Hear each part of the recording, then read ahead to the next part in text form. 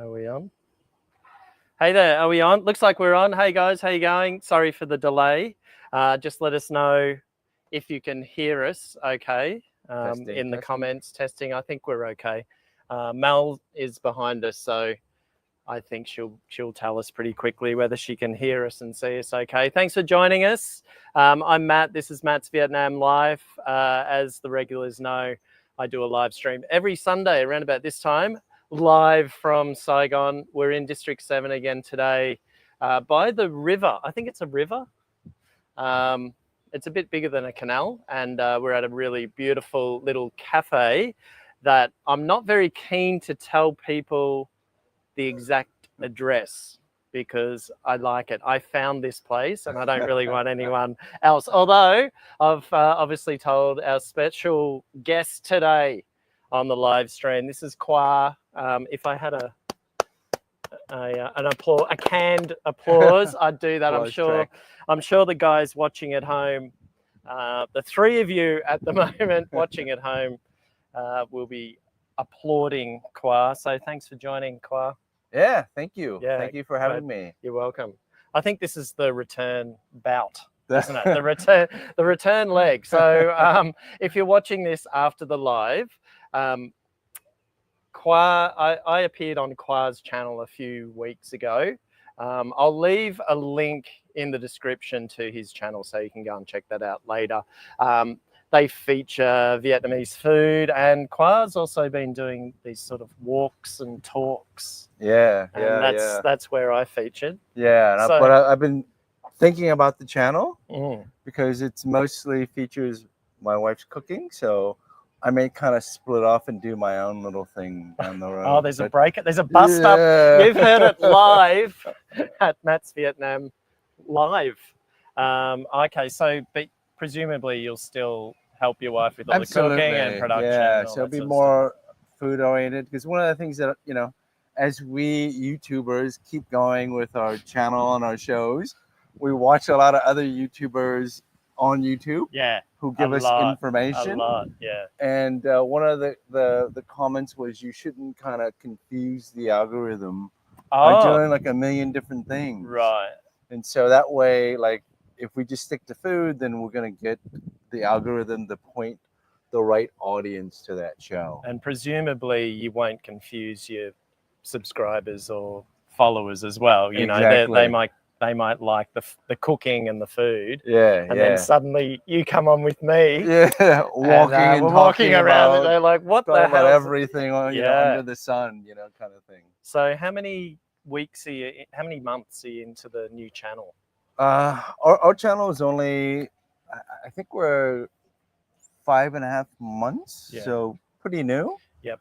And it's been an adventure. It's been a lot of just learning, you know, like every step of the way you're trying different things, as you know. Yeah. And learning from it and going, okay, I think we got it. I think it's gonna be amazing. And then we're like, well, where are the viewers? In my case, it's out of desperation, trying everything, you know.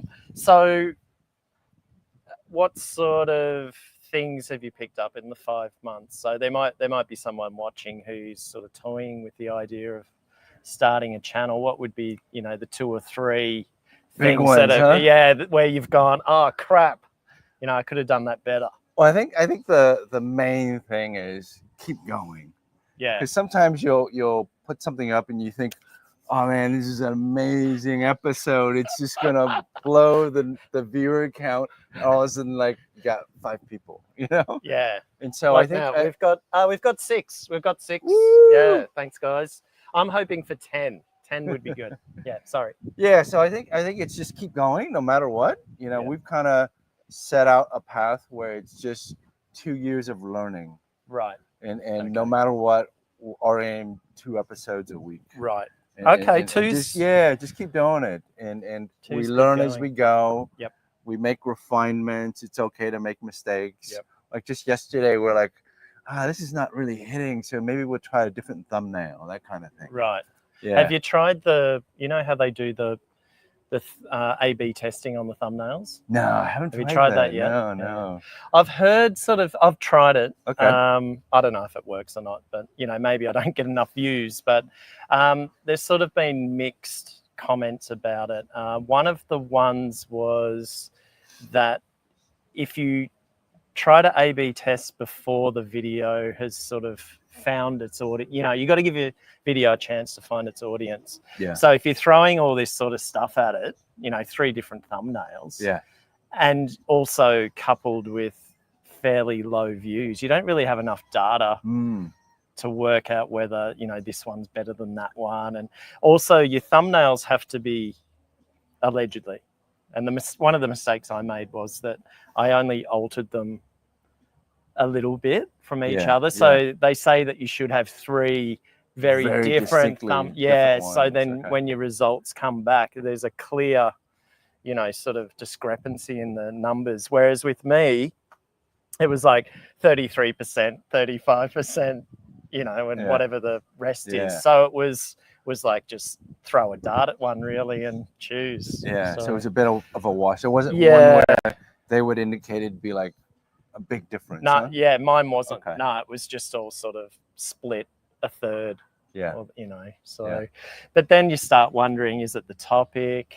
Is it how I did it? You know, another one is demand.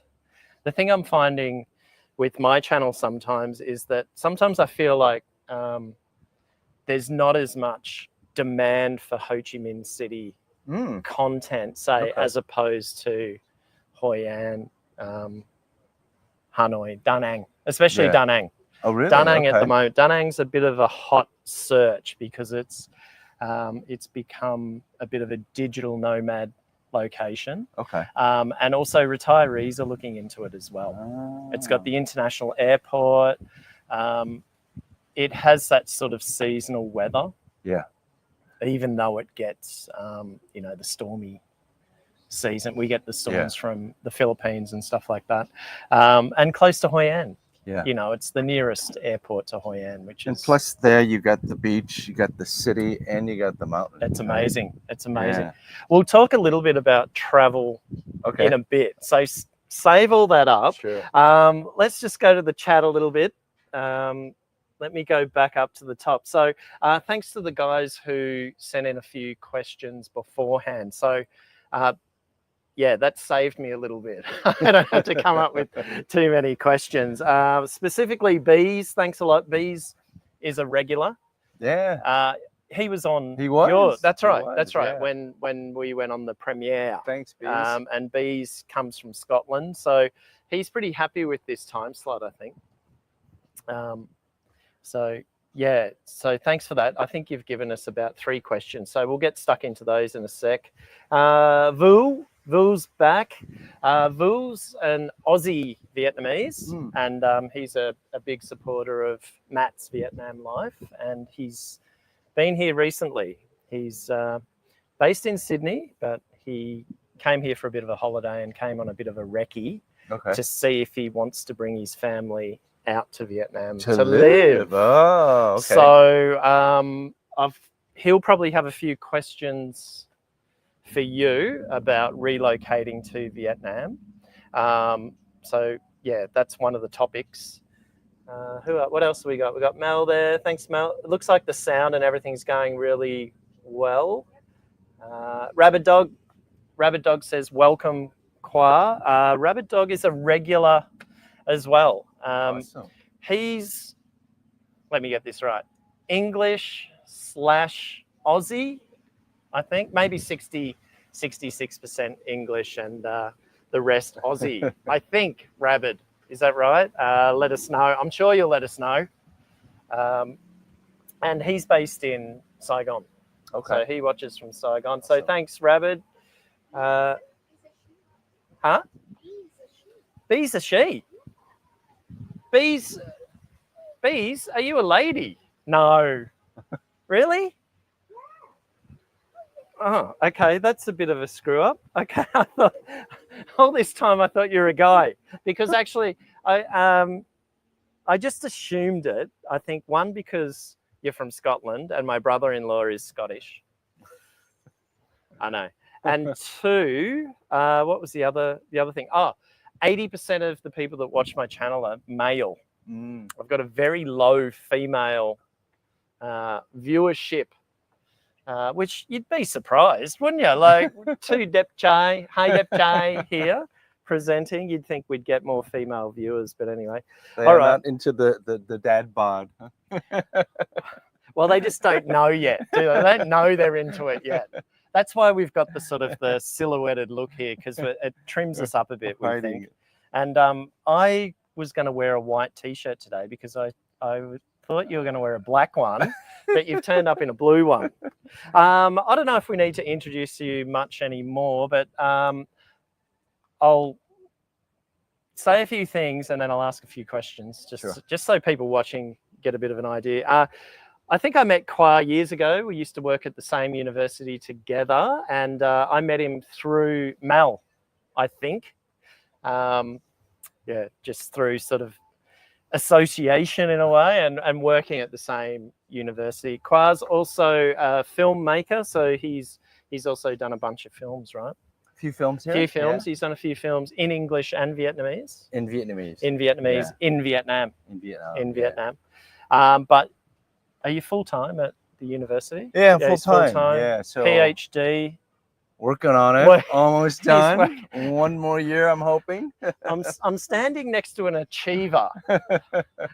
So a future this side doctor. This side is a procrastinator. This is a doer on this side here. How long have you got to go for your PhD? Technically, probably 18 months. Okay. It's going to be tight because obviously full-time workload, young kids. Yeah. You know, old dad, young mom. Yeah. Trying to also make a film. Oh, yeah. Oh, you've got one in the works. Well, my PhD is in screenwriting. Yeah, right. And the PhD I'm doing is actually called a practice-based PhD. Yeah, that sounds good. Better than research. Yeah. Right? So out of it, I've got to produce a creative artifact, which is a screenplay. Yep. And then the dissertation, which talks about how I went about writing that screenplay. Right. So I've written the screenplay, that's done. Now I've just got to write the dissertation discussing how I wrote that screenplay. Right, okay. And I really want to make this screenplay. So is it a feature film? It's a feature screenplay, yeah. Okay, right. So we'd love to produce it into a feature film. Yep. It's a period piece, which makes it very challenging. It's a little bit more expensive to make than a contemporary story. Yep. But it's something that's very moving. Yep. It's a mother-son story set during the war period, 1968, and also post-war, 1984. Oh, okay. Yeah, all right. so That'll be interesting. 2 time periods. Set in Saigon? Set in Saigon and a place called Loc Ninh, which is, I think, about 2.5 hours out, roughly. Right. Okay. And it's in a rubber plantation. Okay. So really picturesque setting. Yep. Really beautiful story, really simple, but hopefully meaningful. Yep. You know, I don't want to discuss anything negative about the war or anything. It's a story about reconciliation. Really. And did you draw on your own experiences? Oh, well, when I say that, I mean, is it based on some true events that have happened in your life? Yeah, I mean, I'd like to say that it's inspired by many true stories. I mean, there was one main story that is the inspiration for it, which is I met a man in about 2009 after I finished my first feature film.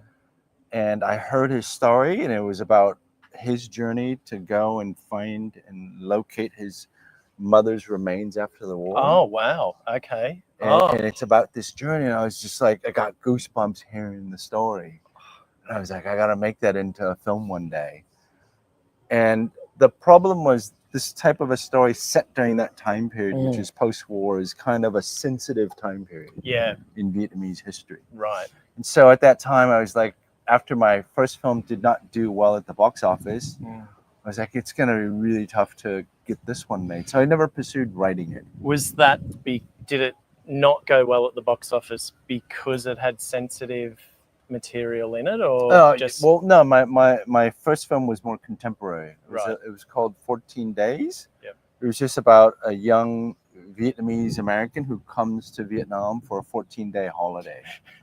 At Tet holiday, was it? Not Tet holiday, but just for a holiday for 14 days. Yep. And him kind of reconnecting with his roots, but also getting into some craziness while he's here. Yep.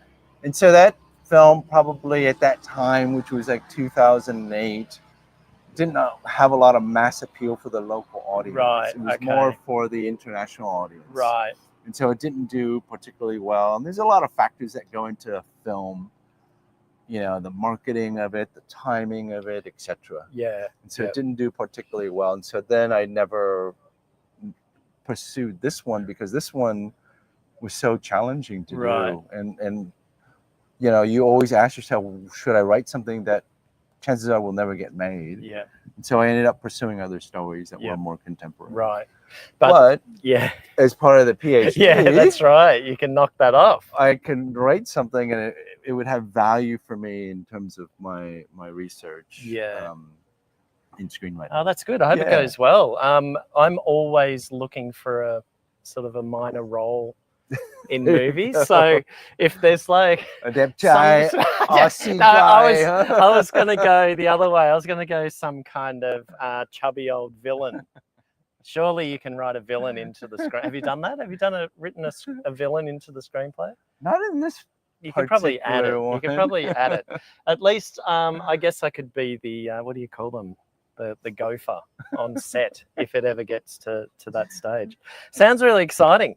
Okay, so let's get on here. We might show the first question, and this one's from Bees. What are your fave places you both have visited in Vietnam and why? Okay, well, guest of honor, I think you should go first. Wow. Okay. So move over that way a little bit, just so this way. I think we're better in the. Yeah. I think it's a bit better that way. Okay. Oh, that's a tough. Question to answer. I'll let you think, and I can go if you want. Yeah. Because I'm just gonna choose somewhere that I went recently with Mel. Well, when I say recently, it was November last year. We went to Dalat, and that was the first time. First time both of us had been to Dalat. Dalat's in what they call the Central Highlands of Vietnam, and it's not really central of the country, is it really? It's sort of what would you call it? Mid south, is that what you would call it? Anyway, it's inland obviously in the highlands, and it's only about a 45-minute flight from here. So basically up, down. Yeah, we flew. Okay.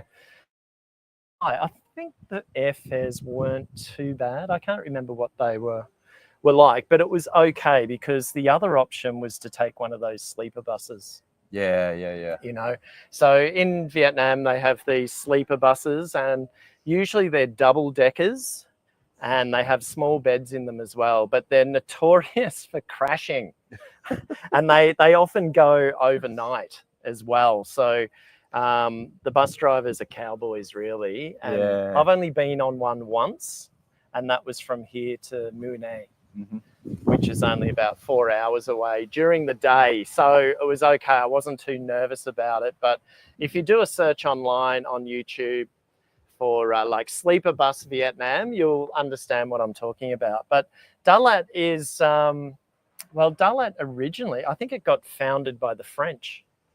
And it became a kind of a getaway for the French to get away, who were living in Saigon at the time, to get away from the heat and the humidity in Saigon. And they had summer houses and stuff there, and it's sort of called what is it? The Alps, the Swiss Alps of Vietnam, or something like that. You know, there are sort of chalets there, but there's also local style accommodations there as well. But the food is really good, and there's a lot of organic produce there these days. It's become a centre or sort of a home for organic food production. So there's a lot of greenhouses and stuff there, and the views are sensational. Yeah. And flowers. Yeah, that's right. Lots of flowers. Strawberries. Beautiful drives. The climate in November, it was sensational up there. It was sort of like during the day, I could wear t-shirt and shorts on the motorbike. And then at night time, I think I just had to put a sort of a little light jacket on or something like that. And that's where I also discovered, what's the Vietnamese word for it? The lao ga, but the la leaf. What do you call it? The chicken. It's got 4 words to it. Okay. And I hadn't had it before. So it's like a chicken hot pot with a sort of a citrus leaf. It's kind of, there's a leaf. It's, the word for leaf is la, right? Isn't it? La? Yeah, I'll think of it later. But that's where I discovered that. Sensational. Really good there. It's more of a cold climate kind of thing. Also, in terms of pricing and stuff like that, I think it's pretty reasonable. Got the history, food, lovely views, lovely people, of course. Everywhere you go in Vietnam, everyone's really curious about who you are, where you're from, and what you're doing. So check it out. Da Lat, that would be my pick at the moment. Okay. And I would say mine would be, the favorite city of a lot of more recent YouTubers and travelers is just Da Nang. Right, yeah. The reason why I like Da Nang is one time I was there visiting a friend who decided to move back to Vietnam, and he ended up residing in Da Nang, and we were out at the beach and just, catching up and everything. And as we left, we were going, I think we were going to eat, and he had dropped his wallet at the beach. And funny thing is, and beautiful thing is, the person who was working there picked it up, ran him down, and gave him back his wallet. Wow. And I was like, that's lovely. This is a place I would want to live. Yeah. Because that happens a lot, where you just forget something or you drop something and it's brought back to you. And I like it because of that beach, big city, mountain thing. Yep.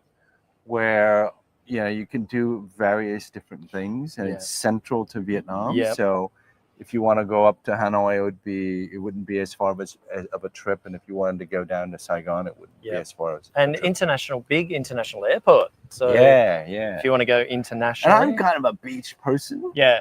So, and it's a place that I and my wife have considered retiring to. Oh. Like once we're all done here in Ho Chi Minh, and if I don't go, back to the U.S., that's the place we would love to retire. Yeah. Can you do chilly weather?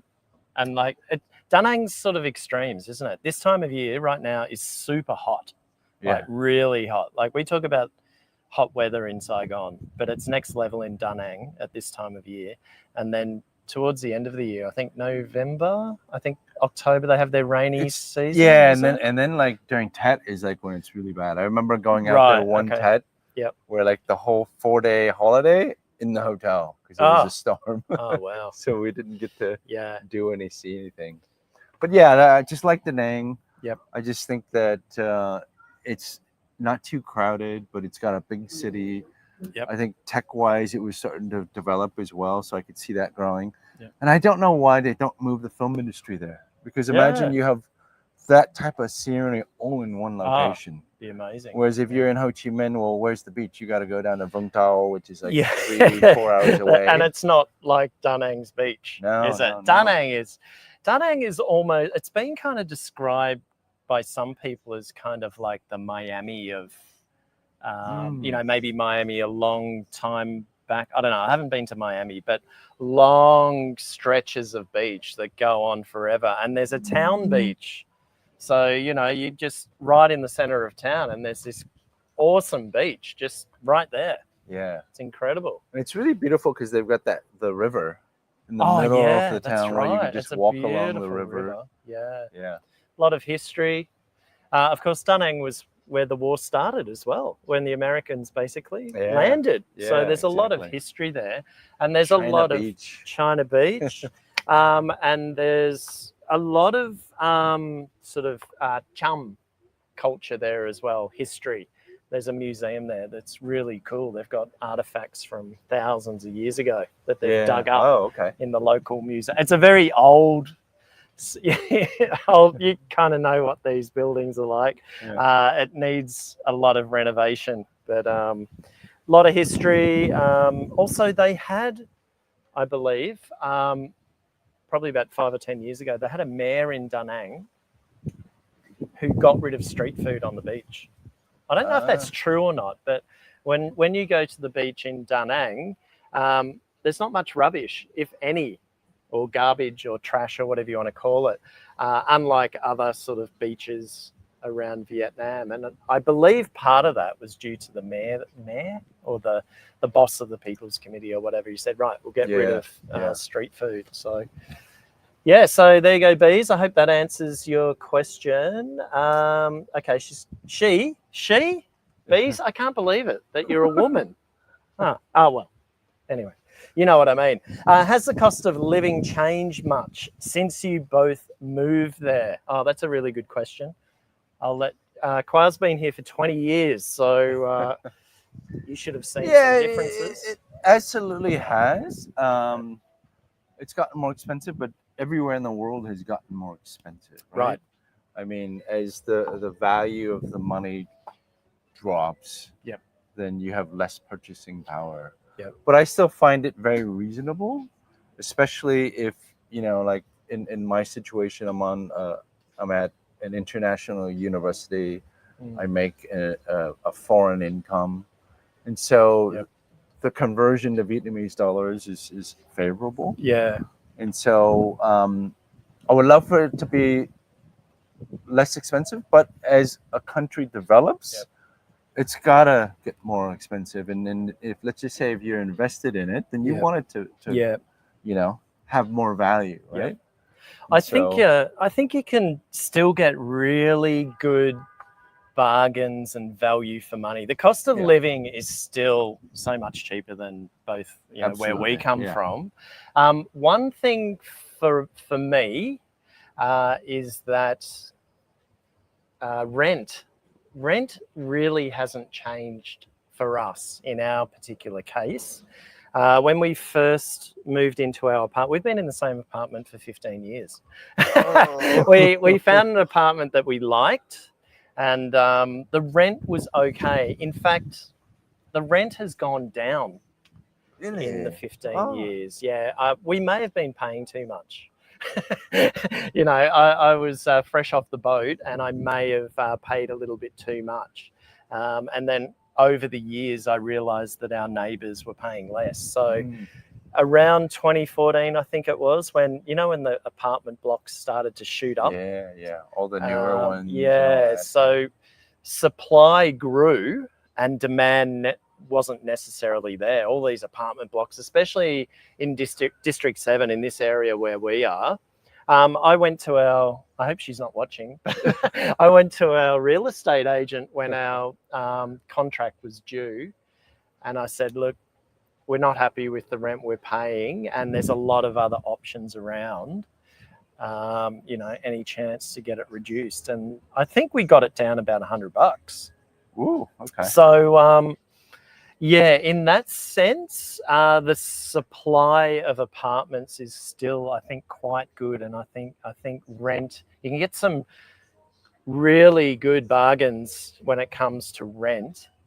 I think the other thing too is in terms of food and stuff like that, the options are so much better now. Yeah. Do you remember trying to get a hamburger in Saigon, like 15 years ago, trying to get a hamburger, like not just a decent one, but a hamburger, like one that resembles a hamburger. Yeah, and now we see people on the Facebook foodie groups and stuff like that complaining when they can't get a vegan cheese or something for their hamburger. That's how things have quickly developed, at least in my time. And then all the fast food chains are here now. Like before, you would just crave for like a McDonald's. Yeah, we used to go to Malaysia. Like we'd go to KL or go to Bangkok or something like that. And the first thing you'd do when you got off the plane was find the Maccas and go and have a Big Mac. Yeah. But there's not that many around in Vietnam, but they're accessible. Yeah. So, yeah, fast food hasn't done that well, has it? No, because like if you're talking about options, like you can get street food for less than what you would pay for a Big that's Mac. right. Yeah. And probably no more nourishing than a Big Mac. How much would a Big Mac be? I haven't had one for a while. They're $5? I mean, would it? yeah, About relatively. You can get about a whole five- meal for $5, less than About $5 $5 US. $4 for like a whole, Yeah. you know, Yeah. value meal, right? Whereas you can get a bowl of pho for $2 or less, right? So, yeah. Okay, cool. I hope that answers your question there, Bees. Bees has another one. Do you see a difference in the younger generation now compared to when you both moved with having social media? Do a lot of the kids speak English? Okay, so so a double banger there. So what about the kids? Do you see a difference in the younger generation now compared to? Yeah, their English is amazing. Yep. So I think, at least because I teach at an international university. Yeah. And so all of them speak practically fluent English. Yep. And they've been through the training or the whatever to IELTS get there. and all that to improve their English. And because of now all of the media that's available to them, YouTube, Facebook, and so they've learned English in all of the English schools, English language schools that are available. Yep. So from a very young age, they're already getting training in English. Right. And so, yeah, they a lot of them speak like native speakers, and they, write like native English writers. Yep. And now even more, they've got AI. So huge difference in terms of that. Yeah. And even like when you did your April 30th, right? Yeah. Video. Oh, yeah. Just the amount of people who came up to you and just spoke English to you, right? Yeah, just like, random, and from all over the country as well. And even the older ones. Yeah, the older ones. Vietnamese, their English was quite astounding. And if there was, I think there was some like fairly oldies there, like sort of in their 80s, who were happy for me to ask them some questions. Like they were saying to their son, they had family with them, and so they couldn't speak English, but the son would be able, the 40 or 50-year-old son would be able to speak English. And and my Vietnamese isn't good enough to interview people at that sort of level, really. Once you get beyond sort of just surface level conversation, my Vietnamese goes to water. Maybe we can talk about the language. But I think, what about in terms of behaviour of kids these days, or the younger generation these days, compared to, say, 15 or 20 years ago? I think are they still the same? At least at the university, still very respectful. Yep. They're very open to learning. There isn't any confrontation. It's not very confrontational. There's a lot of respect for teachers as well. Isn't there, still? Yeah. And I think they're just open to new things. Like they love, I think, foreigners because of the things that foreigners bring back to Vietnam, and they want to learn. Yep. And so they're very receptive. They're very, and a lot of them are very worldly as well. A lot of them have. They've traveled. They've traveled. They've studied overseas, even at the high school level, junior high level, and they've come back. So they're just more worldly now. Than in the past. Yeah. Okay. Cool. There we go, Bees. I hope that answers your questions somewhat. Thanks for sending those in too. It was good that you got them into us beforehand, so it enabled us to hit the ground running. The next one is from Vu. What's your favorite filling in your bun? What's your favorite filling in banh mi? Filling. He's got a bit of a thing about banh mi. Old Vu, haven't you? I like the in Vietnamese it's called sassiu. Right? So charred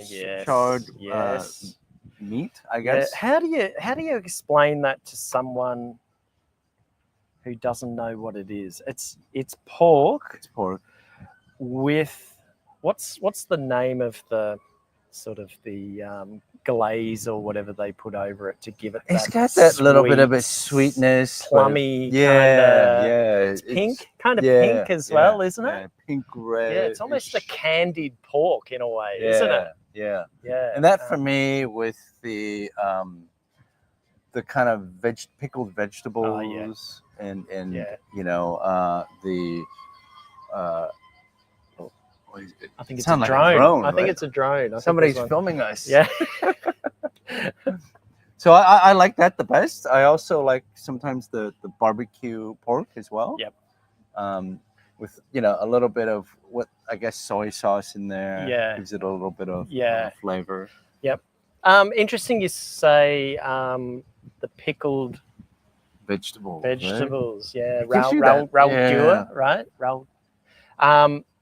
I think with the pickled vegetables, like the carrot and the radish, I think if you get a bad one, it's bad. If you get a good one and it's fresh and it's crispy and it's just got that right amount of sort of tart to it, it's sensational. It just lifts it. I never thought I'd be into that sort of stuff. And I think I've said a number of times on this channel where I'm like, I wasn't really a foodie before I came to Vietnam, but Vietnam makes you become a foodie. And look, suddenly we're talking about sour pickled vegetables. It's ridiculous. But also for me, it's got to be good bread. I like the duck root. Okay. Is that how you pronounce it? Yeah. Duck root. So root is guts, isn't it? So it's, I think, correct me if I'm wrong, there's different kinds of banh mi, and duck root is kind of bigger and more, what do you say? More dense. Yeah, more dense in the guts of it. So it's more like the bread that you would get back home, really, I think. Whereas sometimes the ones that you see featured on YouTube channels that are like, someone says, "Oh, I got a banh mi for 20,000," and it's full of air. It's like an air banh mi. So if you can find these places that have got the duck root, I hope I've got the tone right. Does it go flat or up? I don't know. Anyway, that really makes a difference. For me, it's got to be crunchy as well, right? Crunchy. Yeah, on the outside. Speaking of crunchy, I'm not huge on when they put it back into the oven, though. It's got to be crunchy fresh out of the oven. Okay, yeah. But and they reheat sometimes. Some of the vendors will do that. Okay. Yeah, I'm not huge on that.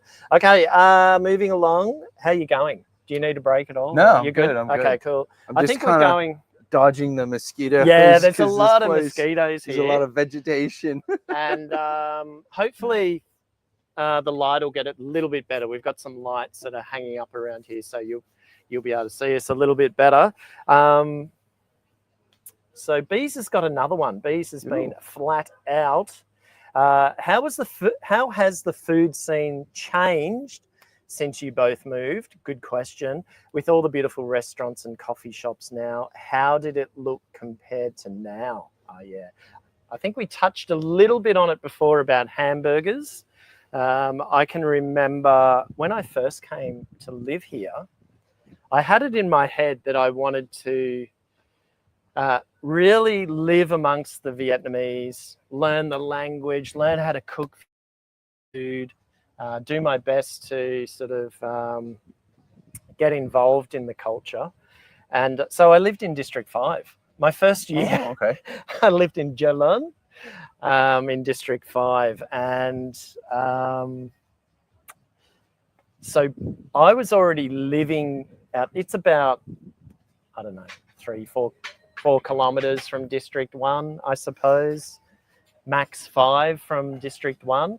And back then, I'd come home from work and then on the odd occasion, I might have wanted a hamburger. And we didn't really have, Facebook wasn't really a thing. That was back in 2010. Facebook was kind of blocked here until 2014, I think it was. So then we used to rely on magazines and pamphlets and stuff like that. And so then I would have to try and get into town to find a hamburger place. Yeah. And I used to go to, there was Black Cat. Yeah, I remember that.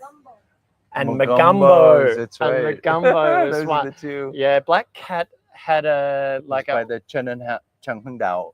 Yeah, Statue, yeah, that that's it. area. Yeah. Oh, But fruits. now old dad and fun uncle are gonna have fruits. Ah, we're getting fed by Mel. No. So here The we go. range. Local fruits. Nice. I think you can recognize all those. Let us know if you don't know any of them. Might be a bit hard to see in the light. See how many people are doing a live stream and then the fruits are brought. Oh no, there right can't to be them many. You during know, the live this stream. has to be the best live stream in the world. Here you go. Hook in. Have one. I'm gonna have Pineapple. a tom or a pineapple. Yeah, tom. How's the tom? Muy tom on the tom. Excellent. Oh, thanks, Mel. I think the thing with Vietnam is now there's just a wide range of choices. You can have literally street food sitting on those little red chairs. Yeah. And then, you can have fine dining.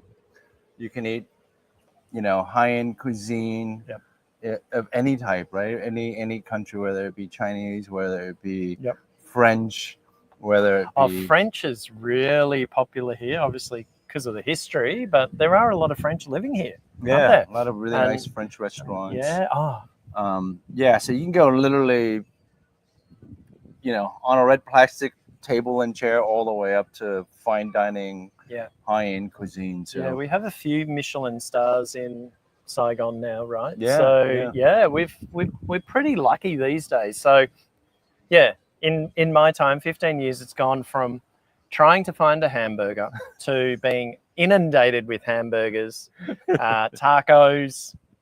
Tacos are pretty popular now. No Taco Bell yet. No Taco Bell. I had that for the first time when I think it was in Singapore.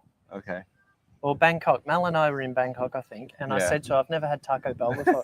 I'd only ever seen it in the movies. And it wasn't bad. Yeah. I didn't mind it. Yeah. Especially at the airport. I mean, you're going to eat Taco Bell because you know what crap is coming up on the plane. You'd rather eat Taco Bell on the ground than the crap they serve you on a plane. Although you might fly first class or business. No. Okay. No. Have you ever flown first class?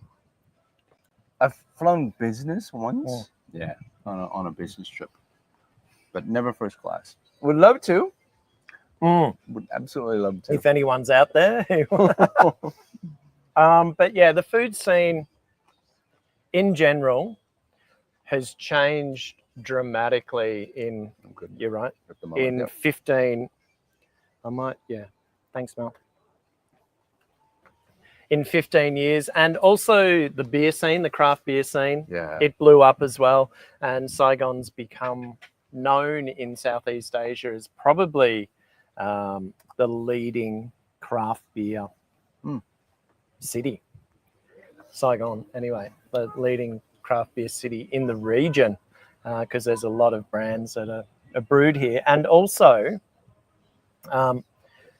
the owners of these craft beer places here, they were able to take advantage of the Thailand market because they had, I don't know if they do now still, but for a long time, they had a lot of restrictions on brewing craft beer in Thailand. So a lot of Thailand companies would get their brewed craft, contract brewed here. And then they'd ship it back over. Okay. Yeah. So, very interesting. And some do it to Australia as well. I know of at least one brand anyway that sends back to Australia. So, yeah. Thanks a lot for those bees. That's cool. Thanks heaps for doing that. Doesn't look like we have we've got a fair bit of chatter here, but we might be nearly out of questions. They're chatting amongst themselves. I'm going, here we go. Rabbit Dog, I'm going to Da Nang next week for a recce. Ooh, is that like a film recce, or is that more of just recce is in a place to live? Yeah, it sounds like that. It sounds like he's thinking about going there to live. So there you go. So maybe Rabbit Dog and Vu, maybe you can shack up together for a little while until you find your feet in Da Nang at some point. But yeah, let us know how it goes. Fill us in with how Da Nang is. Yeah, I'm going to take a trip out to in about 2 weeks or so for a little break between semesters. Right. I'm gonna go to Hue, Da Nang, and Hoi An. Yep. So Nice. yeah. Are you going to take the train at all from? Yeah. So Yeah. we're gonna take the train from Hue into Da Nang. Yep. Because more recently, my wife did a couple of for our show. She did a couple of Hue dishes. Yeah, right. And which did well. By the way, yeah. 40,000 views. I noticed. One fish dish we didn't expect, and it just Is that viral? Is blew 40,000 viral? I Or does it don't have to be know, but 100,000 or it keeps something? ticking up, and we're just surprised. And so she's really inspired to learn more about Hue cuisine. So we're gonna go out there, try a bunch of dishes, eat in the restaurants there, and give it a rip, and maybe cook a few more central dishes. So is it true that Hue food, so we're talking about a city in the central part of Vietnam, just north of Da Nang, probably what, by car an hour, would it be? Longer, I heard 2 hours. Maybe 2 hours north. Gotta get past the Hai Van Pass. Yeah. Right? Well, there's tunnels now, right? You can cut yeah. through. So yeah, it might be a couple of hours. Is it true that the food is so distinct there and good because the Nguyen dynasty was there? Hue was like what do you call it? It was the capital at one point, wasn't it? Yeah. During the Nguyen dynasty, Yeah. what, 200 years ago? 100, I don't know. If someone's any good at Vietnamese history, obviously That's where the old citadel is. The old citadel. I think it might have been 150, 200 years ago. But the Nguyen dynasty wasn't in power for that long, I don't think. But I've heard that the food is so diverse and so interesting and good. Mozzie, finding you interesting. Yeah. Because of that. Would that be right? I think it's. I don't want to say it's been something that has been battle tested. I guess it's something that has remained and developed in the last so many hundreds of years that it has a very distinct taste. Yeah, and very distinct ingredients. And it's very delicate, isn't it? Very subtle. Very the little what are they? Banh bao. Yeah. All those little delicate things that you eat with fish sauce, little bits of fish. Yeah, it's really interesting. Okay, that's cool. Bees, Mel, can you tell him I'm a she? I need to change my tone. I must sound like a man. No. It was me. I'm stupid. Don't worry about it, Bees. All good. Good to know. It's really good to know that I have a regular who's female, trying to appeal to everybody. So that's good to know. What else have we got here?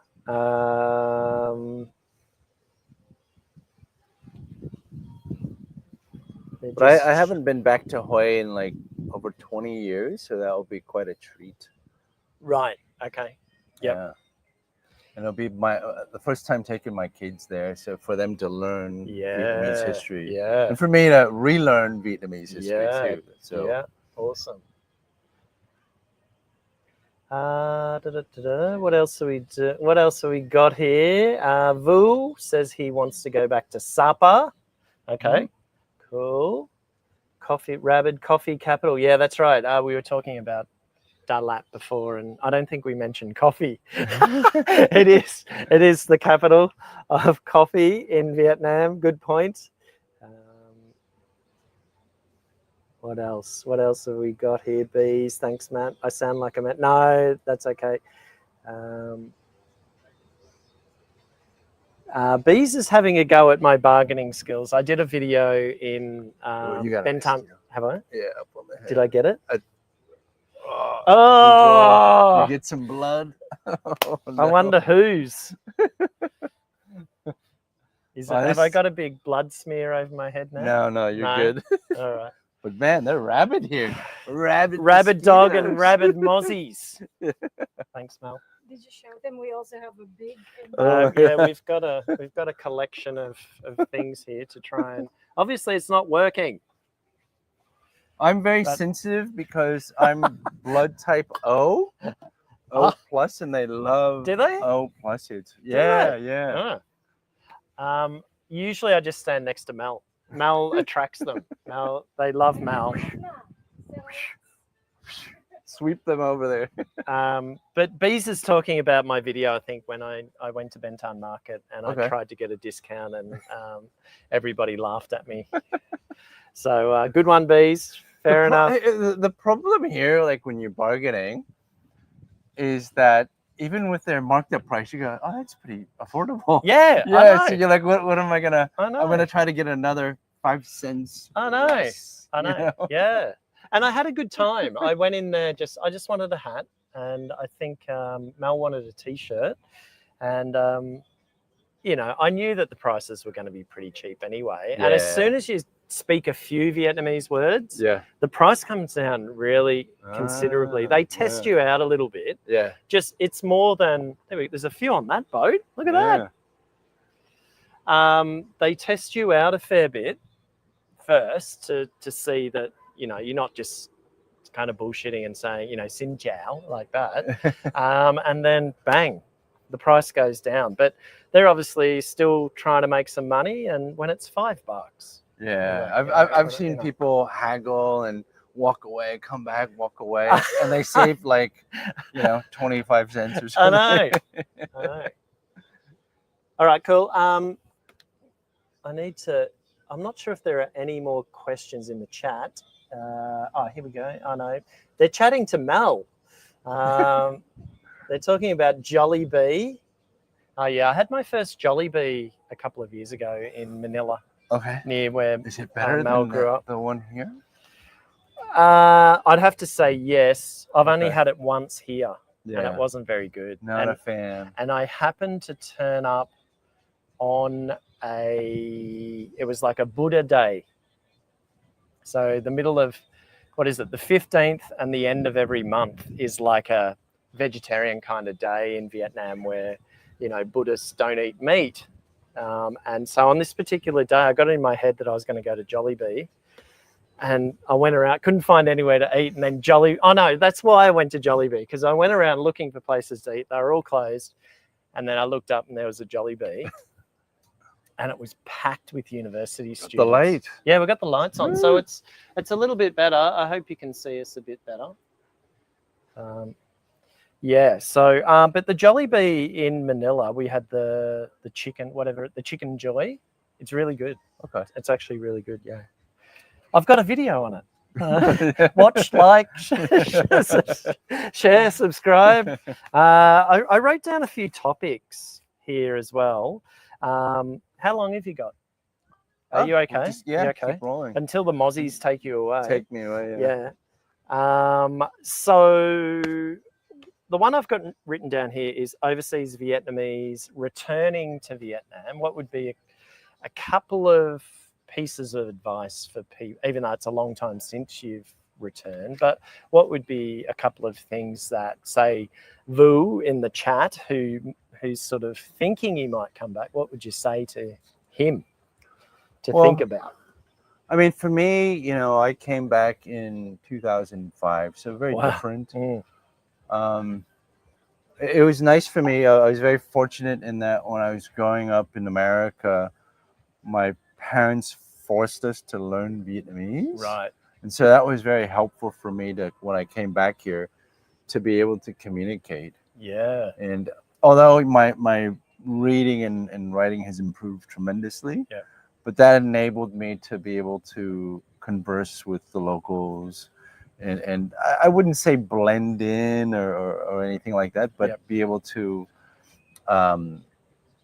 better, you know, get around and do things. Yeah. And so there wasn't any situation where I felt lost or I felt like you know, I was afraid or anything like that. So that really helped. So, you know, if there's a way to prepare in terms of learning the language first before you come here, that solves, I think, a lot of, you know, the issues with insecurities or fears.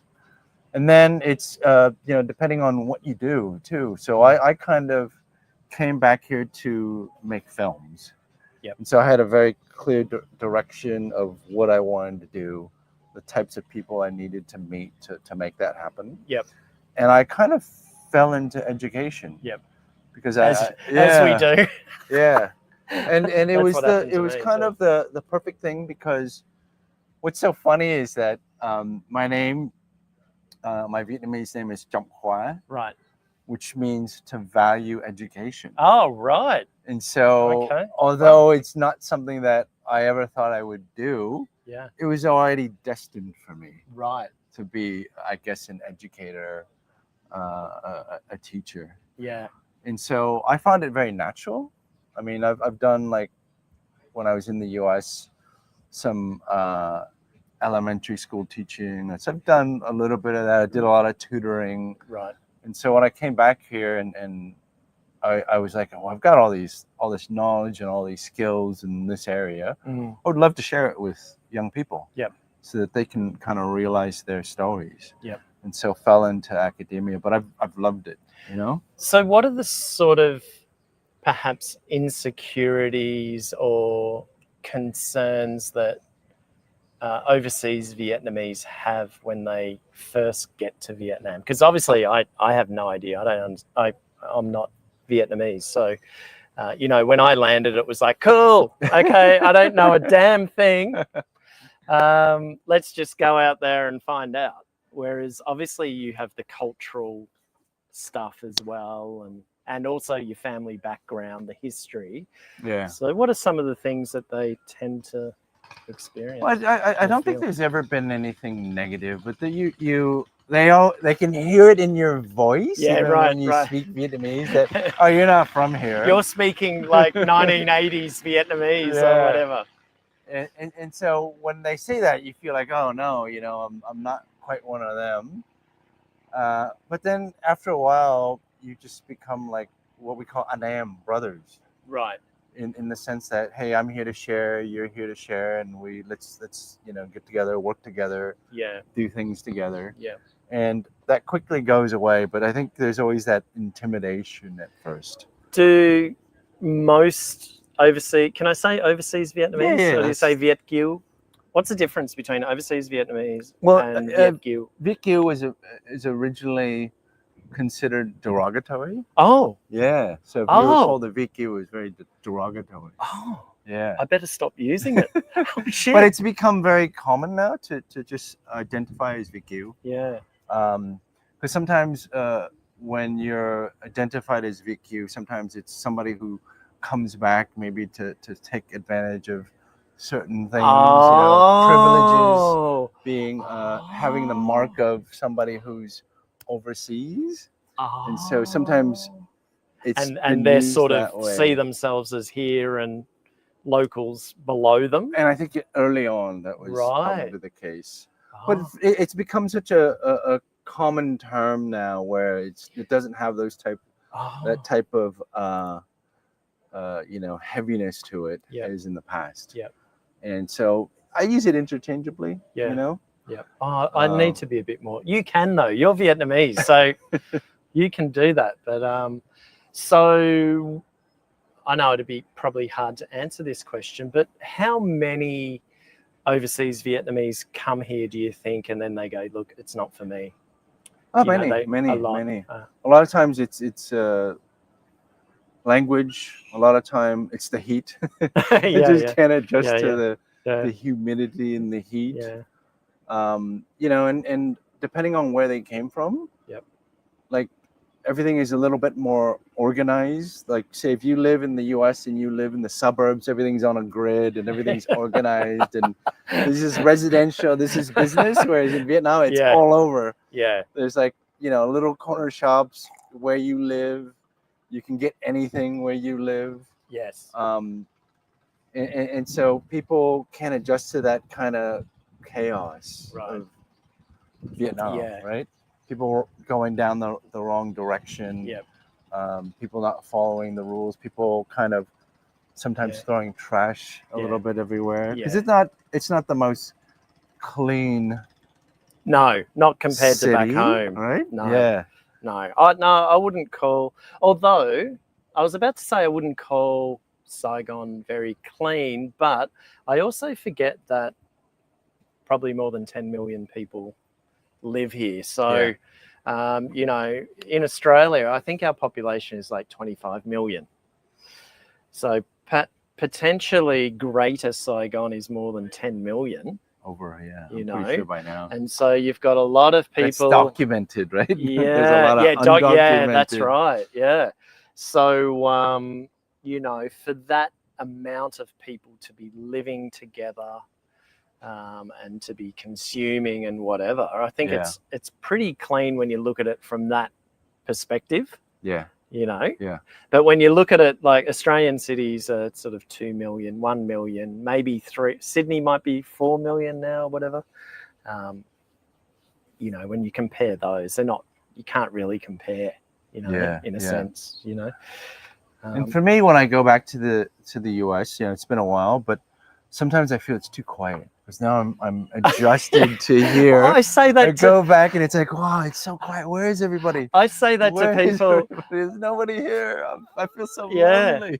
I say that to people sometimes on YouTube videos, other people's videos that are done in Australia, or maybe friends have taken a photo, or Vietnamese friends have gone to Melbourne and gone, oh, look at it, it's beautiful or whatever. And I just go, where are the people? You know, they're standing there.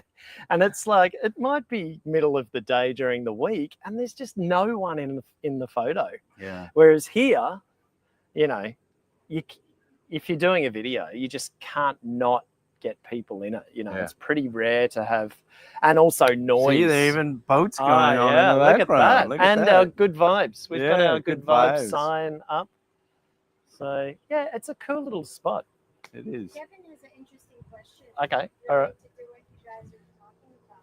Kevin. Okay, we've got the call from Mel to check out Kevin. Oh, there's been a fair bit of chatter going on. Kevin, I think this is probably it. How would you recommend a Vietnamese person to prepare for moving to the USA? Okay, flipping it on there. That's a good question. Flipping it around.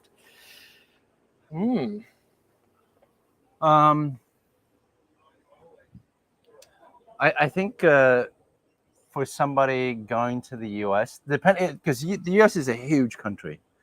Yeah. Where in the US? Because you could be going out to the Midwest where there's hardly any Vietnamese.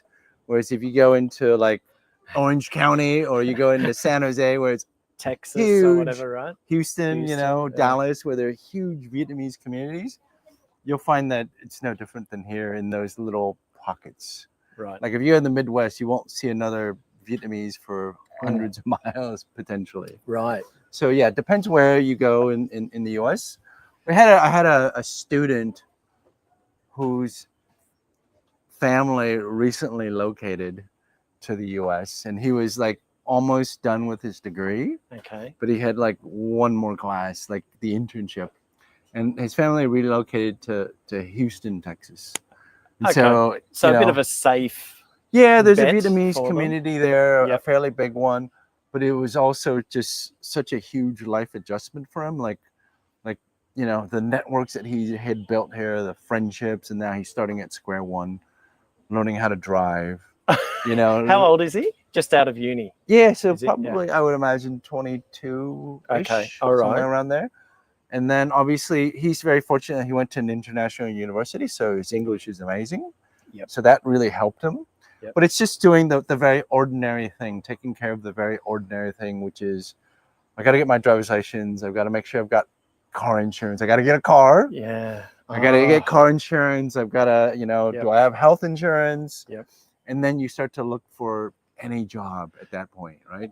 He wanted to work in film, but it's like sometimes you can't, you can't, you know, pick the job that you want. You just got to get a job just to make some income. So that would be the first thing that you would say to someone going over there. It's like, okay, these are the things you're going to need. Yeah. Especially depending on which city and region you go to. Because if you're going to go regional, like rural, for whatever reason, I don't know why, maybe a university, maybe they get into a university there, they would have to get a car.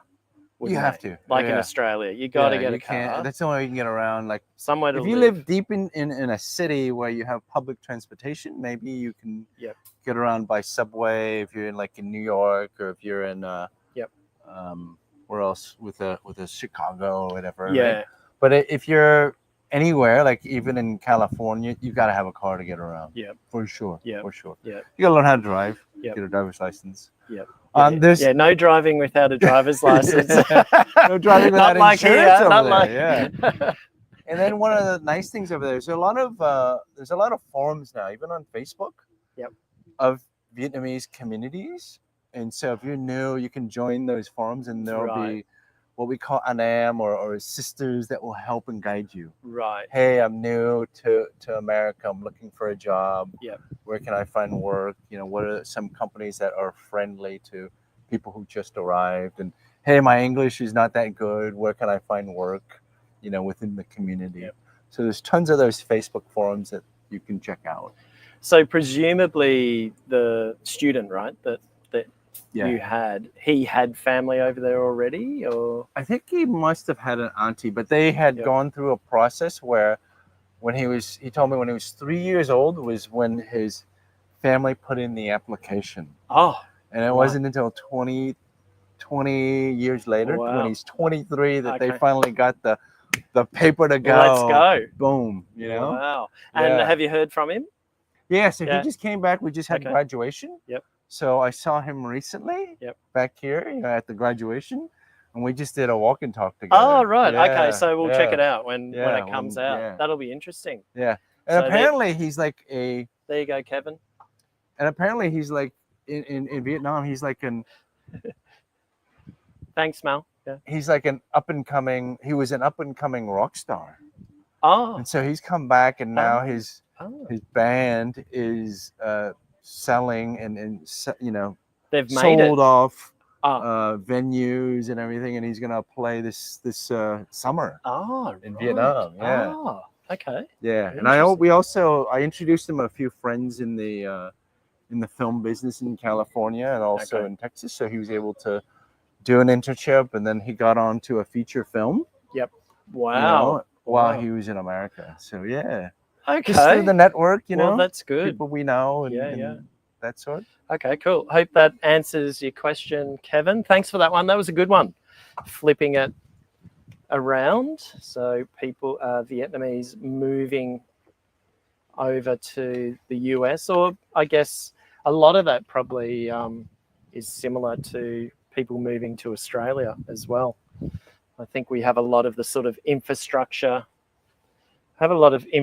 similarities as the US in terms of public transport, and you need a car, and if you don't want to pay too much in rent, you've got to live out of town. But if you live out of town, you've got to have a car because the public transport's not very good and all the rest of it. But at least I think in Melbourne you have a metro, right? And even in Sydney you have a very viable metro trains that you can get. Yeah, I think so. Yeah. Okay, cool. Thanks for that, Kev. Now, are you good for time? Yep. Is everybody? I hope everyone's good for time. Our battery. I keep looking here just to check the battery. It doesn't give me much time on the camera, but I've got the backup battery. Okay, so next one. Raising a young family in Vietnam. Just a few quick points that you've learnt. What? You're going to pull out a list. No, I was having a chat to a friend last night we met up at a bar just to catch up. I hadn't seen him in probably close to 20 years. I think it's easier to raise a family here in Vietnam because you can get help.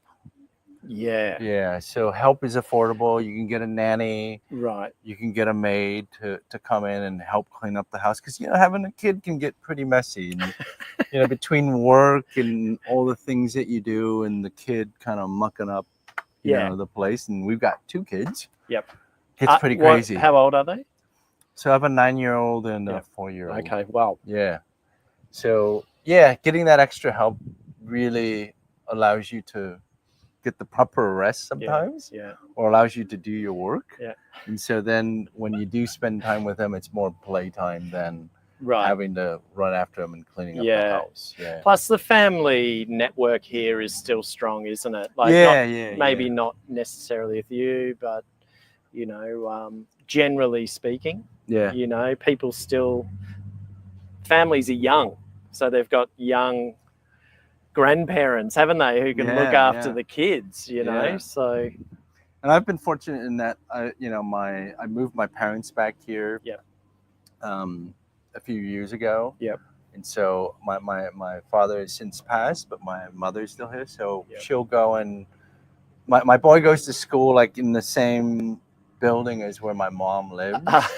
And so in the evening, you know, she can come down and pick him up. Oh, that's amazing. And he hangs out with grandma until I get home from work. That's amazing. Yeah, so it's really nice bonding. Yep. And yeah, it helps out. And what about in terms of the school that he goes to? Is there any concerns about the quality of the education that he's getting, or no, because the price? Yeah, I think the price, you can go to, there's many, kind of as the food, many different levels. Yep. You can go to more of some of the local kind of nurseries, or you can go to more of the local schools. And then there's obviously all the way up to bilingual and then international. I'm very fortunate in that my employment, they take care of some of the kids' education. Right. Okay, that's nice. Yeah, they cover quite a bit of it, and so that makes it very reasonable for me to live here. Yeah. And for me, I feel that kind of kept me here, because once you get to a certain point, and you have 2 kids, 1 kid you could probably do, but once you have 2 kids, it starts to eat into your income. It's a very common consideration, isn't it, among expat families? You hear a lot of families who go back to their home country when the kids at sort of, you know, early primary school or time to start primary school or whatever. Would you consider say in a different world, would you be happy that your kids went to a Vietnamese school? Would you feel comfortable with that? I wouldn't have any problems with it. No qualms, you know. I'm fortunate that I have other choices. And I want my kids to learn Vietnamese. Like I don't want them in a purely international. Oh, so they're not in a purely international. No, so my daughter's currently in a bilingual school. Oh, nice. Because you know, one of the things is as kids grow older, they'll lose their Vietnamese, right? So get them young so that they can learn the language. They have a much better foundation than even what I had. So that they can operate in multiple, you know, situations, whether they stay here, if they go back. I'm sure they'll thank you for it. Like, it'd be amazing. It'd be absolutely amazing. Did you have to do any sort of outside classes or whatever for your Vietnamese when you were growing up? I did, but not enough. It was mostly just spoken in the home. So very fortunate. My parents were like very strict. We're only going to speak Vietnamese in the home. And so that's how I learned just my spoken and listening of Vietnamese. I wish I did a little bit more reading and writing over there. You know, because I'm a writer. And the thing is, as a screenwriter, if I was more fluent in Vietnamese, I would love to write in Vietnamese directly. Whereas now I write in English. I think in English, so I write in English. And then I work with locals to translate it to Vietnamese. I just wish. Just that next. I'm like that in the sense that I just want to get, with my Vietnamese, I just want to get over that hump, which seems to be a big hump, from just your sort of pleasantries and, you know, all your sort of basic sort of stuff, so that I can sort of lead the conversation to a certain, you know, steer it in the direction that I want it to go and get the answers that I want. So I just need to get over that hump, you know, but I think it's just an ongoing thing as an adult learning a language. It's definitely, you know, and Vietnamese is particularly tough because of the 6 tones and you just have to remember vocab. I mean, if I could remember all the vocab, I'd be all right. I could just blurt out the vocab, you know, and the listener could probably piece it together. But I just can't. Here's the key. Okay, karaoke. Oh yeah. If you do karaoke, that will really help. Might do it at home. Improve your Vietnamese quickly. I've started following. Here's this. I'm getting killed at the moment. I've started following. I just need to check. Oh, the battery. Okay, hang on a minute, guys. I'm just gonna put this up. We'll continue this conversation in a minute. Hang on. I've just got to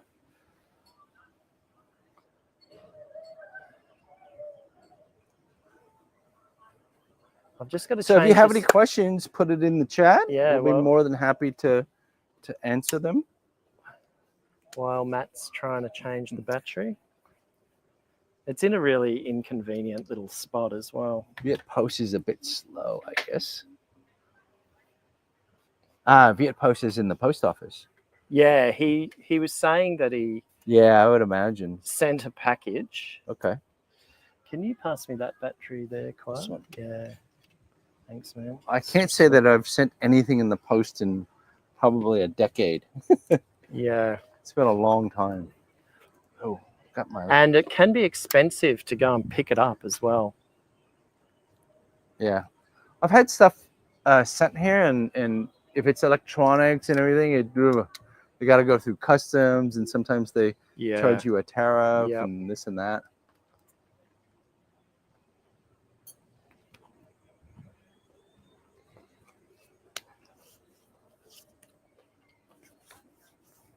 Woo!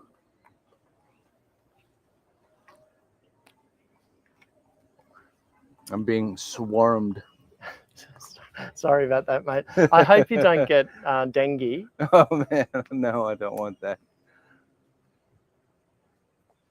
Okay, I think we're back with the battery. I think that's okay.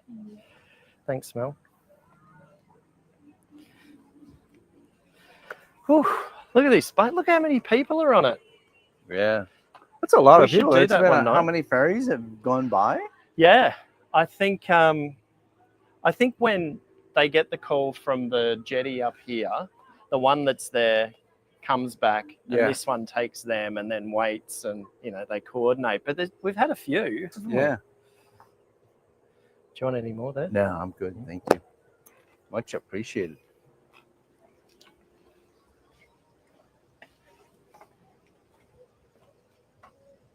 Okay, so we're back. Yeah, Kevin's thing was about the post. Yeah, the post is very much snail mail in Vietnam, isn't it? And you can never be quite sure. Plus, in my experience in the past, they'll knock on your door, and then if you're not home, it's like bad luck. Yeah. And then if you're lucky that they've put a little note, a right? note, To go pick it up, or they've put it in the right letterbox or whatever, then you've got to find the post office as well. Yeah. You've got to work out which local post office. Like in my new apartment building, we have no little post box, so I don't know how I would receive anything. So there you go, Kevin. It may never turn up. I would say, tell whoever it is you've sent it to go to their local post office and inquire about it if they haven't already, and make sure they've got your details and all that sort of stuff, so they can see if they can track it down.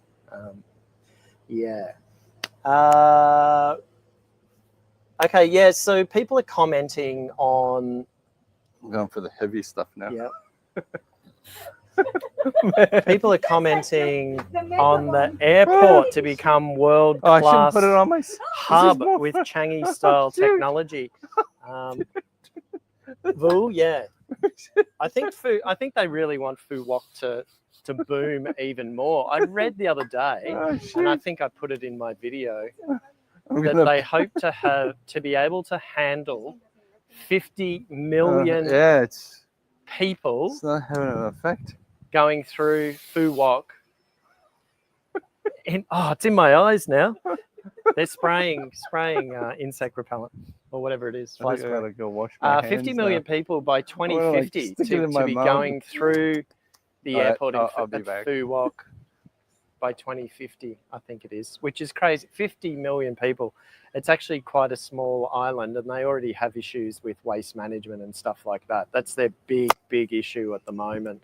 So it kind of feels like they're trying to run before they can even crawl at the moment with those sorts of numbers.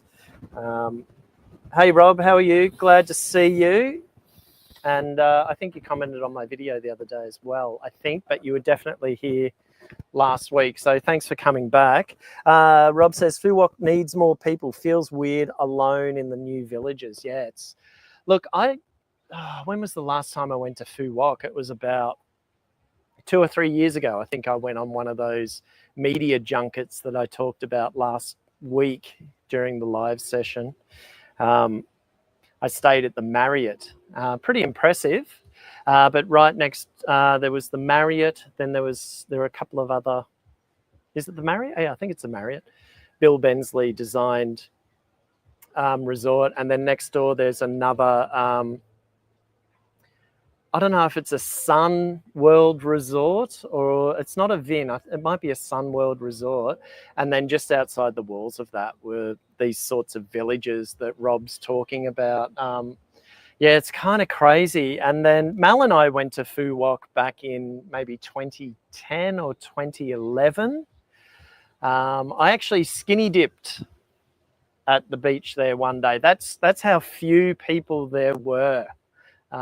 And yeah, there were a lot less after I skinny dipped, but yeah, I'm talking about it there. Yeah, but yeah, in the middle of the day, I was able to just because we were on the motorbike and we were driving around, and Phu Quoc's really hot at certain times of year, and we were there when it was really hot, so we just pulled over on the side of the road and yeah, so you go into that. Sorry. There. We pulled over onto the side of the road and I jumped in, took the clothes off and jumped in. So in 15 years, it's gone from, dirt sort of country roads around the island where local villagers are drying fish on the road to, African safaris, the big, what do you call them? The big Mediterranean style villages and stuff like that. Back then the airport was in the center of town, so anyone who's familiar with Phu Quoc from back in the day, you used to land in the center of town. The runway was there, and there was a street right at the end of the runway as you came in, as you approached, and they would have gates there, like train sort of gates to stop the traffic going onto the runway. And then they would reopen it when you landed. I'm just talking about Phu Quoc back in about 2010 or so, when the airport used to be in the center of town. Yeah, so yeah, they're pretty keen for it to go even bigger these days. Here we go. We've got another cultural question for you, Khoa, when you're ready. Yeah, I'm back. We're getting our value out of Khoa today. He's expensive. What would be the biggest cultural obstacle to my Vietnamese friends and I building a healthy acquaintance? Acquaintance. What would be the biggest cultural? I think it's what are the obstacles in general that, say, Westerners and Vietnamese come across or have when they, in order, building friendships and becoming acquainted? He's coming from America. He's in America. Oh, okay. And he's a Westerner then. Yeah, I think you are, Kevin, aren't you? I think you're. Where were you from originally, or where were your parents from originally? But he's based, I think, on the East Coast. Washington. Okay. Washington. He's based in Washington. So he's told me also that he has a niece or a cousin who was born in Vietnam, I think, and lives, or an in-law. Or so he's an overseas Vietnamese, or is he? No, he's not. He's not. But I think he has a family member who was born here but lives over there. I think for me, I think it doesn't matter if you're. I'll just get my glasses. You keep a going. Foreigner, if you're overseas Vietnamese or not. I think it's the attitude in which you come here and to live. I think if you're open and you're friendly and you're receptive to change and you're open to learning, because I think there's a bit of adjustment of learning to live here. It isn't always perfect. There's going to be ups and downs, good days and bad days, but overall, one of the things that I mentioned in the walk and talk that I did with Matt was that I feel safe here, and I feel that there's a lot of progress that's happening here, a lot of things that are exciting, and things are developing and growing, and I want to be in a place where that's happening, where it's not stagnant. And so I think I've adjusted well. I think that if you come here with an open heart and you come here, I think definitely, with that kind of, and definitely open mind. I Yeah. think sometimes people are, I don't know, I feel like people come here sometimes with a lot of expectations, but also sort of with this kind of defensive mindset, maybe thinking that, oh, people are going to try and take them for a ride or rip them off, or, you know, it's very easy to access content online about Vietnam with scams and, you know, getting ripped off and all these sorts of negative stories. But I think if you, like with my videos that I do walking around the neighborhoods and stuff, Yeah. I try and go with an open mind and just, you know, hope that the interaction that I get is just the highlight of the whole exercise, if that makes sense. You know, I'm not trying to get anything else out of it. And so then that does make me a little bit vulnerable in that I'm sort of putting myself into some sort of communities, and I don't know what may happen. Nothing has happened, you know, and no one has ever tried to rip me off or to steal from me or to whatever. Yeah. You know, so yeah, I think open heart. Hey? Dogs are the only things that I keep talking about, but definitely open mind. It doesn't mean that you should leave all your sort of inhibitions at the door, or if that makes sense, or put your guard down and all that sort of stuff. I think, you know, you still need to be, you know, mindful of things, but I think just let things happen, let things roll a little bit. If that makes sense. But I think it's like if you go anywhere, it's just common sense. It's just you go in any place, if you're not feeling right, then leave. Trust your gut. Yeah, definitely. Trust your gut. Yeah, we're doing is it the Macarena or whatever? What's that? Don't trust the mosquitoes though. Touch wood, I'll never get dengue. I haven't contracted it yet, fortunately. That's the one thing metal. You have to adjust that's to metal. is the mosquitoes. But the mosquito, Well, I'm from Australia, so we have all sorts of creepy crawlies. Yeah, sorry to cut you off. Yeah, I've been here, again, close to 20 years, and even before then I was visiting. I've never had an issue. I think if you go here and you come here and you're friendly, you do things with good intentions, you treat people right, you're not out to do anything that could potentially be interpreted as taking advantage of anybody, then I think for the most part everybody is very open here. I think actually you just made me think of something. Another one would be Vietnam's probably not a good place to come to if you're not in a happy place in your life. I don't think you should come here thinking that coming here is gonna make you happier. It's gonna boost your career. Everything's gonna be rosy. I think from my experience living here over 15 years, you're gonna have a lot of ups and downs. Generally speaking, I think I'm pretty stable.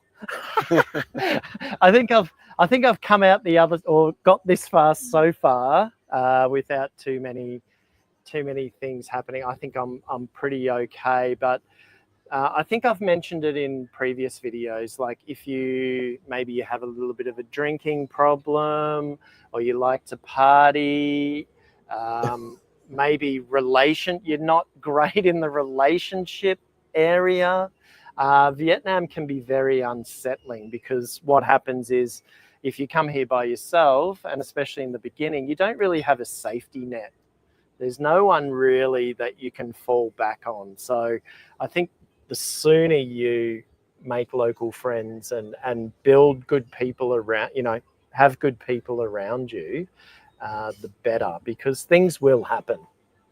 And, you know, drinking, going out and stuff like that can become a real habit. So, yeah. And you do also want to come here with like a skill as well, because Vietnam is looking for people with skills that they can learn from, that you can apply to them helping to progress the country. Yeah. Like if you come here with very little skills, it could be very challenging. Yeah. And I think the younger population now are getting more skilled. Yep. And so it's going to be competitive if you come here without that's a really good you point. can apply. Yeah. You know? Yeah, I don't think you should come here thinking, oh, I'm a great photographer or filmmaker or videographer. I'll be able to charge, you know, whatever it is, hundreds of dollars an hour, like back home or whatever, and expect for that to happen, because there's probably hundreds of kids who could do it here, and probably better. Yeah. You know? And the thing is, they'll do it for a lot less than what you would charge as well. Yes, that's right. Yeah. So all the skill levels now are coming up. Yeah. So you've got to come here with some skills. Yeah, that's a good point. There's a lot of factors. Yeah, and also age might be a factor as well. I mean, when I came here, I was 34, 35. So I was I felt like I was kind of in my prime physically. I know that sounds a bit cocky, doesn't it? But I was fitter, and it was easier for me to roll with the punches, you know, back then. Whereas now, I think if I came here at, what am I, 51 now, it might be a different proposition. I suppose we'll never know how I would react. Yeah. Are we good? Are we okay? Can we have you for another maybe 20 minutes? Yeah, is that all right? Sure. It's all right. Is your family coming? I don't think so. I did tell them I was out here. That's a good thing. That's a good idea. They might have just decided not to come. Oh, thank you. Okay, so we've touched on a lot of the things. I don't know if we've spoken at all about healthcare and health. How do you stay healthy? You're 50. I am 53. 53 now. Yeah. Yep. So do you any, without going into details, any secrets? Well, actually, he looks very fresh and young for old dad. It must be but I don't look that great. So well, for me, what keeps me young are my kids. Yeah. Because they're young, 9 and 4. I've got to stay fit to keep up with them. Yeah. You know, play with them. And so I take that into consideration, and I try to go to the gym at least 3 times a week, and I do my walk and talks. And wow. Yeah. Wow. So, I think you've got a wife. Let's see if she's coming out. Yeah. While he takes that over. Hello. Just takes a call from his có wife. ra đây không? Just in terms of health. Okay, chắc khoảng 20 phút nữa. Look, vẫn đang quay. There's a lot of options these days now. I remember back when I first came there were mostly local gyms, and they weren't that well equipped. They were cheap. They were probably about $1 or something to use at a time. They were super cheap, but they were sort of the old school kind of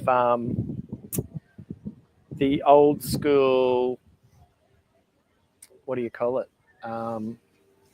Cold War era gyms. I was talking about when I first came. There weren't the old cement barbells. And they were often in sheds and stuff like that. You know, there'd be a frame and a roof to stop the rain, but that'd be about it. They were all sort of open. And so I used to go to one in District 5, and it used to cost like $1 or less than $1, maybe 10,000 dong to go. Yeah.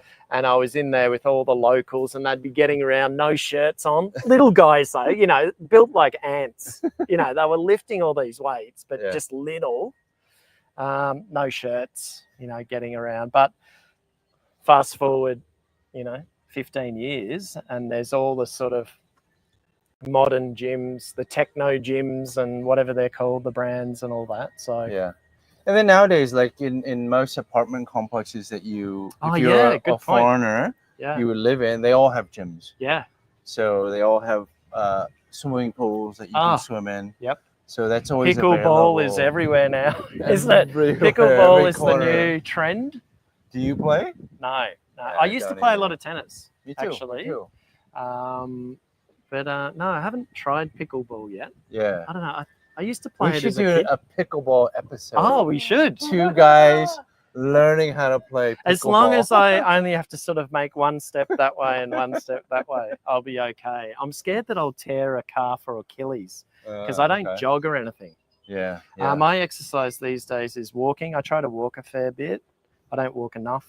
I'm trying now to get. I used to go to the gym a lot, but not anymore. Yeah. So now. Why did you stop? A couple of things. I have a hernia, a small hernia. And you haven't gotten it in my belly button or anything like that? I did years ago. I had an operation on it, and I need to have another operation on it, but it's not too bad at the moment. So lifting weights is not good for that. Yeah. But I've been doing stuff at home, like push-ups again, and trying to get back into it. But I also used to swim a lot as well, but up until this year. But swimming takes up a lot of time, and my local pool, 2 local pools closed down in the past 2 years. You're at Sky. There's like a pool. Yeah, but it's too small. I like the big Olympic and deep, you know, because I would do like 2-3 kilometers in a session. Ooh. Yeah. So the small pools, just the 25-meter pools, don't cut it. And there was a big one in District 4, the big People's Committee sports complexes. And they had a big 50-meter pool, and they only found it a couple of years ago. Yeah.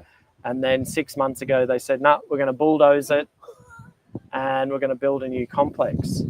But there's been no movement on that. They've closed it, but it hasn't been bulldozed yet. So that's going to take years and years, unfortunately. So what about in terms, so you get health insurance with your work, your employer provides that. Yeah. I mean, I'm fortunate that I'm on the spousal one as well. So, and I've had some experience with it, and it's good. Yeah. It's good. So if you can, and I think the key is like, if you can manage to stay healthy, you don't have to go see anybody, right? That's keep off the booze. Like. Keep off the booze. Yeah, exactly. Hardly drink, only when good friends are in town, because being here, you always get friends visiting, and so you have to do those nights out. And I dread them, but also I'm glad that you feel that as well. Because I was starting to wonder whether it was just me and being less sociable. No, but it's also, I think as you get older, you just can't take that amount of alcohol anymore, you know? Yeah. And me being vertical, I like to lie down early at night. So, and talking a lot. Like, this is pretty good, but if you do like a 5-6 hour session at the pub, talking over people, maybe someone smoking nearby, because there are still places that there is a bit of smoking still. All right, we'll get on to that in a sec.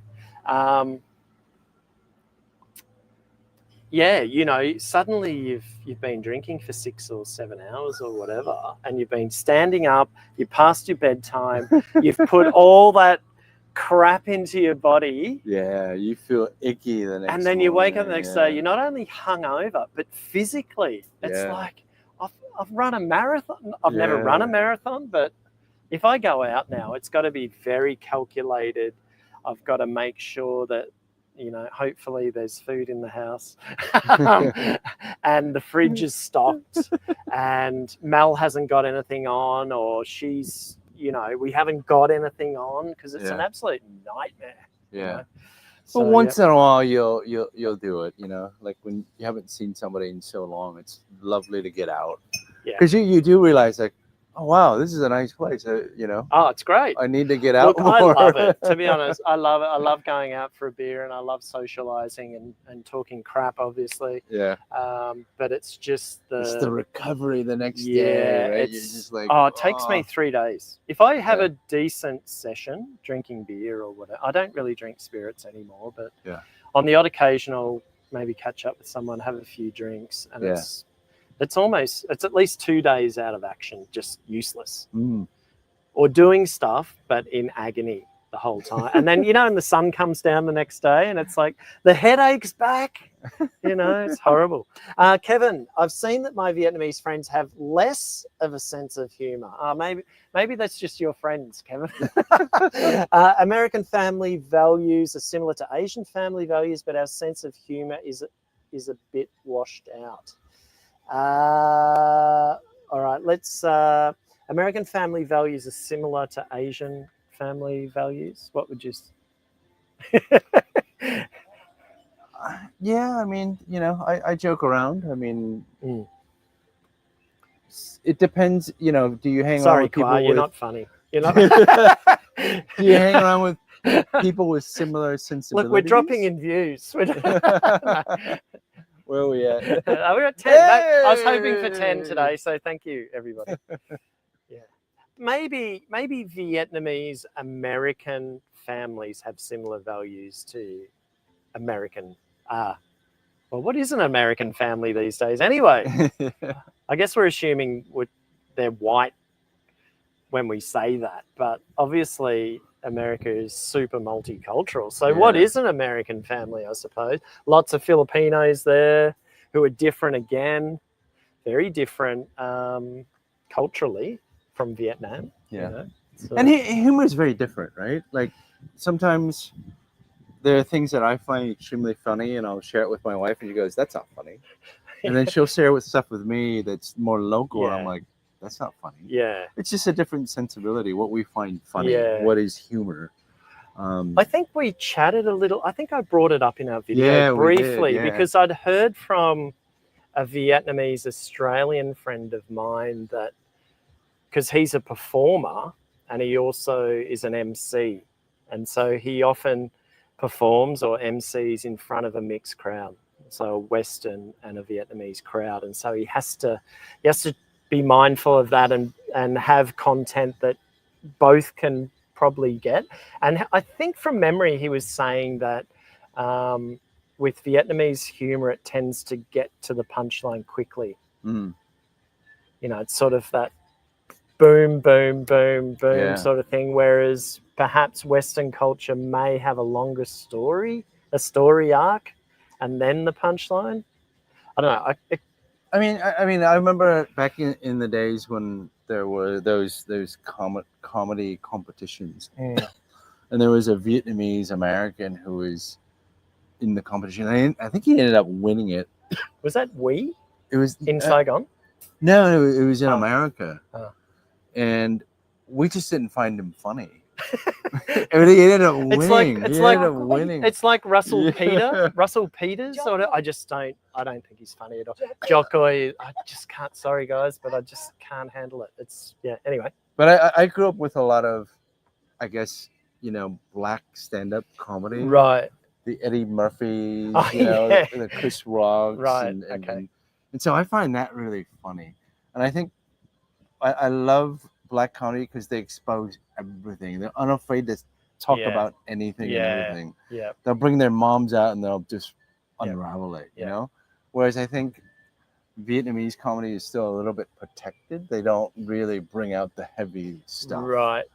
Which I think, Plus, I think some of the topics that we find funny in Western culture, for example, politics can be hilarious, really, and the comedy that comes, and here you would just never do a stand-up that was based in politics or bagging out a party official or something like that. Whereas in Australia, we call our Prime Minister by his first name. Okay. for a start. Yeah. And then, you know, there'll be TV shows that have a comedy skit or whatever, and they just Yeah. pay out on the Yeah. Prime Minister, you know. Yeah. So, And in America, anything goes. yeah.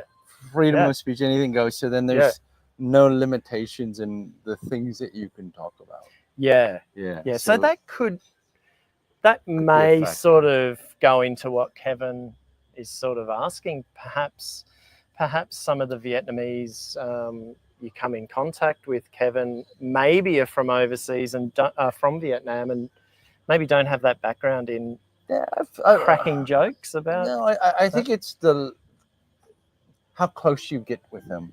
Oh. And how, you kind of have to break through the boundaries to where they will open up, and then all is gained. Oh. Yeah. Whereas So it might be a maybe- bit different for us. Maybe we crack a joke to try and get closer to someone, you know, at first. Interesting. Okay, cool.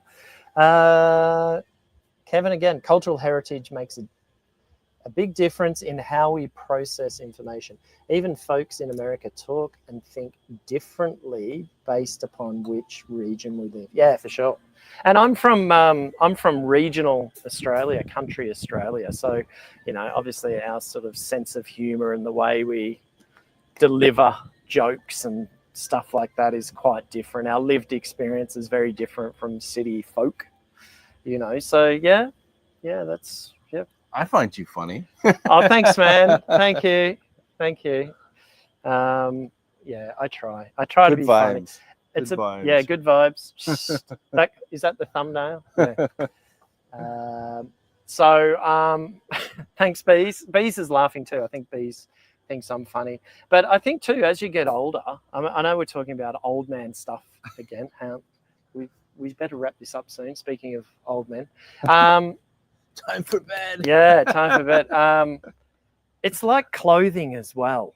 Like, there's a fine line between being like, you know, in terms of trying to be funny. Like, you think it's funny, but coming out as like a dad joke, or, you know, like an old man kind of joke. So sometimes I find myself sort of, before I say something, I go, hang on, how is this going to be received? Because I may come across as just like my dad, you know, like an old guy. Same with clothes. It's very hard to dress as a 50-year-old guy, you know, like,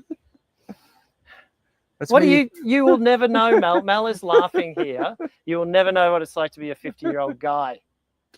You'll have a good idea, but...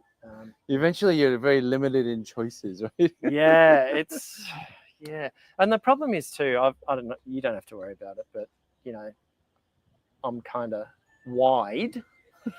And so to wear nice fitting, you know, clothing and stuff like that, it's kind of painful. so I just swear I like wearing the board shorts, you know, but then I might look trying to be looking young or whatever. Where are we? Here we go. Bees. Wow, the questions keep going. What one person finds funny, another might not. And there are also some people that just need a sense of humour transplant. Yeah, true. Yeah, very good comment, Bees. I agree. Definitely. Cool. And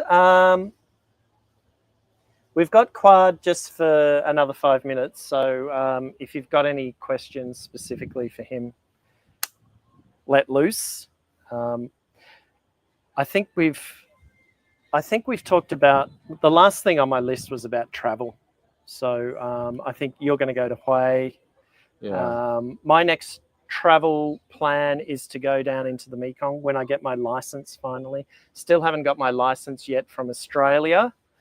Still waiting on that. Did you actually get any, you know, somebody saying back, to talk to? Or like that? I did eventually, because I went online. I went on Facebook. I got desperate and I tagged Queensland Roads. Oh, okay. And then I started just saying, how rubbish the service was and all that. And then eventually I got a real person in the chat. So I don't know whether they acted on that. Yeah. And so what they had to do in the end was cancel the one I'd already ordered. Because it got lost. They got the address wrong, the Vietnam address wrong, which is understandable, but they got it really wrong. you know, like really badly wrong. So it's allegedly it's in the mail now coming. And then once it gets here, I'll get it sort of translated and then notarized. Notarized, yeah. Vu, this is Vu's weekly question. Can we do a banh mi video together, Khoa? Oh, Khoa. Oh. All right. Okay, Vu. No, well, I think so. I don't know. It's up to him. It's up to him. It's okay. No worries about you don't want to do one with me, Vu. It's okay. We gotta do a banh mi show together. Yeah, man. we should. Yeah. I've still gotta have Matt over for some food. Yes. Yeah. Yeah. Try some You've of my been wife's cooking. teasing us with all the videos. Yeah. I've had a lot of relatives come over very recently, and so now things are quieting down. Yeah. And hopefully we'll be able to do more of those. Yeah, have some. My niece is coming. Actually, she's coming in 3 weeks, so that'll be good. And that's the thing. Living in Vietnam, I see more friends here than I would have had I stayed in the U.S. But now you probably, when you go back to the U.S., do you tell people that you're going back? Because if you tell people, then you've got to go and go to. Hey, we're doing a barbecue. Yeah. We've got to catch up. Let's have a drink. Family and, like, and everything. Yeah, it's been since I did one really short trip after COVID, but really a reasonable trip. The last time was before COVID. Like the last time I went back was only for like literally 5 days, just to take care of paperwork. Right. Yeah. Fly in, take care of paperwork, fly out. Yep. So yeah, if I went back, then obviously I've got to go visit all the pals, tons of friends still back there. And obviously family. Yeah. But living here, though, plenty of people coming back. So you're always hosting. You're always helping people as they travel. You know. Being a support system. She's got her school friends coming for her birthday. Mel's birthday's coming up, so she's got a couple of friends coming. So, but we've got to do a foodie special with you guys over. Yeah, sure. And I think we can do a banh mi one. Yeah. Maybe I don't know when when are you coming? Because maybe it could be a threesome. You know, maybe we could do 3 banh mi. So we each recommend one. You know, when you come here, Vu, you can do a little bit of a recce in advance, find the banh mi that you like. I have one that I like. Yeah. And I'm sure you have one. So. And my wife did do an episode on pate. Oh. You know, right. The spread that you put in the banh mi. Nice. So we've done that. Nice. Yeah. What was I going to say? And you can film it. I don't really want to film it. Okay. All right. We better get going. Are there any more questions? There's one here, just a quick one. What airline does he use to travel the most? What airline do you use? Vietnam? Yeah, Vietnam Airlines. It's reliable. It's, you know, once you become a frequent flyer, you got a frequent flyer kind of account with them, then you can just add up points. We used to do the Air Asia, you know, we used to go to like, you know, somewhere just in, like in Southeast Asia or to Bangkok.